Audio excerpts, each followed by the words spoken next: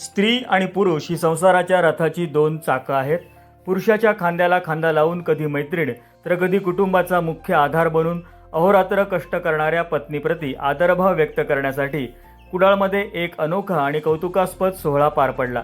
कुडाळ येथील गवळदेव इथं उमेश गाळवणकर आणि मित्रमंडळ आणि डॉक्टर संजय निगुडकर यांच्या मित्रपरिवारातर्फे दरवर्षीप्रमाणे यावर्षी सुद्धा 29 जूनला पुरुषांची वटपौर्णिमा अत्यंत उत्साहात साजरी करण्यात आली. विशेष म्हणजे सामाजिक रूढी परंपरांना नवा सकारात्मक दृष्टिकोन देणारं हे व्रत गेल्या 18 वर्षांपासून इथं अविरतपणे सुरू आहे. आपल्या सुखदुःखात सावलीसारखी सोबत देणाऱ्या पत्नीला दीर्घायुष्य लाभावं आणि जन्मोजन्मी हीच पत्नी आपल्याला सहचारिणी म्हणून मिळावी या कृतज्ञतेपोटी आणि श्रद्धेपोटी या अनोख्या वटपौर्णिमेचं आयोजन करण्यात आलं होतं. सकाळी गवळदेव इथं पुरोहितांच्या मंत्रोच्चारात आणि उपस्थित पतींच्या शुभहस्ते वटवृक्षांची विधिवत पूजा करण्यात आली. त्यानंतर सर्व पुरुषांनी वडाला 7 फेऱ्या मारून पत्नीच्या आरोग्यासाठी आणि दीर्घायुष्यासाठी प्रार्थना केली. या आगळ्या वेगळ्या सोहळ्यामध्ये परिसरातील अनेक मान्यवर आणि प्रतिष्ठित नागरिकांनी उत्स्फूर्त सहभाग घेतला होता.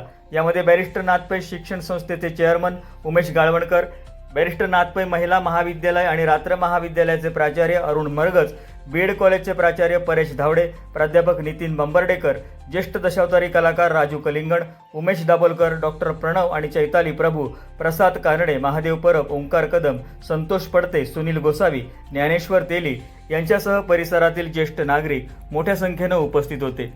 स्त्री नेहमीच पतीला देव मानून 7 जन्मी हाच पती मिळावा म्हणून व्रत वैकल्य करते. मग पुरुषाने सुद्धा आपल्या स्वप्नांना पंख देणाऱ्या अहोरात्र झटणाऱ्या पत्नीचा सन्मान का करू नये? पत्नी ही केवळ अर्धांगिनी नसून ती उत्तम सल्लागार, मैत्रीण आणि कुटुंबाची खरी ताकद असते. तिचा आदर करणं आणि जन्मोजन्मी तीच आपल्याला मिळावी ही भावना ठेवणं हेच प्रत्येक पुरुषाचं कर्तव्य आहे, असा मोलाचा संदेश या व्रताच्या माध्यमातून देण्यात आला. 18 वर्षांची अखंड परंपरा असलेला हा सोहळा यंदासुद्धा कुडाळमध्ये कमालीचा, चर्चेचा आणि कौतुकाचा विषय ठरला.